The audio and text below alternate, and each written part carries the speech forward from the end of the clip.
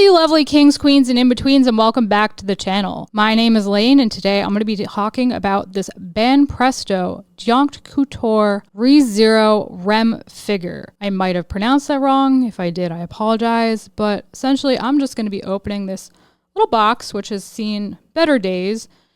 I'm going to show you the figure inside and give it a little review. This is one side of the box, which gives more of a close-up of the figure. And here's the other side where you can see the full figure that we will be unboxing right now, because I'm an impatient panda and I want to free her from this box. Comes off real easy. Oh, this is a first. This is a box within a box, if the box would like to release. Yeah. Usually it's just a plastic mess, but that is not what we got here today. It is unfolding box. Just gonna, there we go. We yoinked on it. It came out. Oh, she is in many much parts, and I was not anticipating that. Usually these, I don't want to say more affordable, but more affordable figures don't come in this many parts, so I am kind of surprised. But it doesn't look like it's going to be that much work. It's a base, middle, and a top. So let's just open this plastic here. So this is her top half. Her hair is very blue, but not the right kind of blue. It's almost this sort of like faded neon thing going on. And I'm going to talk about that a little more once I get the entire figure out. Here's her middle. It's got like a evil fairy queen vibe going on. It's got like little dark roses. It's got these leaves that looks like it's coming out of a flower skirt of some sort, and some killer boots. Now we just got to get the base out, which is always the least exciting, but one of the most integral parts of the figure because it keeps it standing and from breaking and all those things we don't want. So this is probably one of the most basic bases I've ever seen. It's a sort of grayish black, or a faded black if you'd prefer, with some sparkles. They're silver. Doesn't have her name on it. It has a SKU number, and it just says copyright of, Bandai Namco and Banpresto on the bottom. So nothing super exciting to see there, but it looks pretty stable. Looks like the bottom of a glass with some pegs on it for her to lean on. I'm going to put her together first, and then we will add her to the base. So here is the figure once it's all put together. It actually was a little more difficult to put together than I originally anticipated. And I say that because getting her top half onto the bottom half took work. I actually had to call Jeremy in to help me because I couldn't get it to stay. It would pop off and she'd fall over, or the back where the peg would be exposed. And then the bottom portion where her legs were much easier to get into place, but I was very surprised by how hard this was. She seems like a relatively sturdy figure. I think she might be a little dark reading and just slightly off color-wise. Like her skin tone isn't as peachy as I would expect of a figure of Rem to be. Like I mentioned previously, her hair color is just slightly off.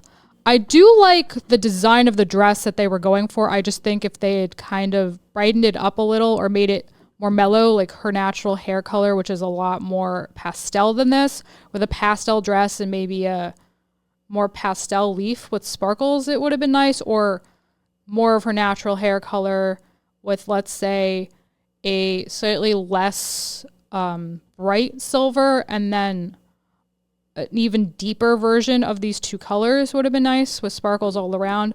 But it does have a few nice details on the dress that I want to call attention to. There's a bit of this ruffle sleeve, which actually doesn't attach to anything. So it's technically a sleeveless dress, really, with a sort of scarf thing that she's not wearing as a scarf. It does have these petals. They are sharp. You should be careful when handling this. Like if you pick her up from here, you might hurt yourself a little bit. She's got a sort of spider web texture on her corset top here, and then a lot of petals flowing out, which I really like. So it continues the spider theme that you could see on her stocking here. You can see the little webs and the vines twining around here, and that's a nice tie-in for the design.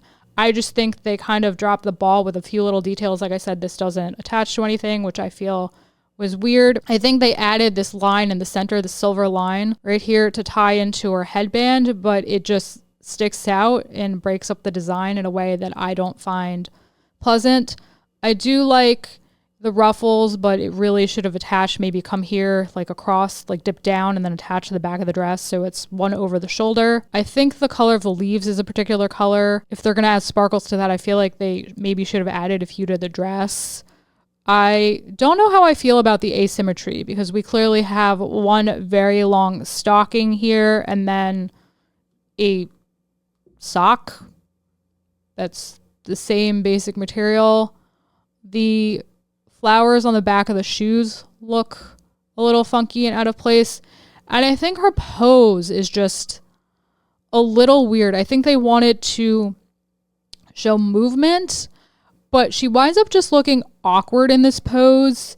I think maybe if they curled her arms inward and maybe shifted her legs a little bit, they might have made it look like she was, waltzing with someone who wasn't present because there isn't another figure in this particular composition as of right now. I mean, there might be, I don't have it. And that's really all I have to say. I think it should have been a lot easier to get her in there. I think predominantly the colors are off. This isn't my favorite figure of her. And I think it also just looks like she's standing on the top of a metal can, like a can of beans, and they just got rid of the rest of the can.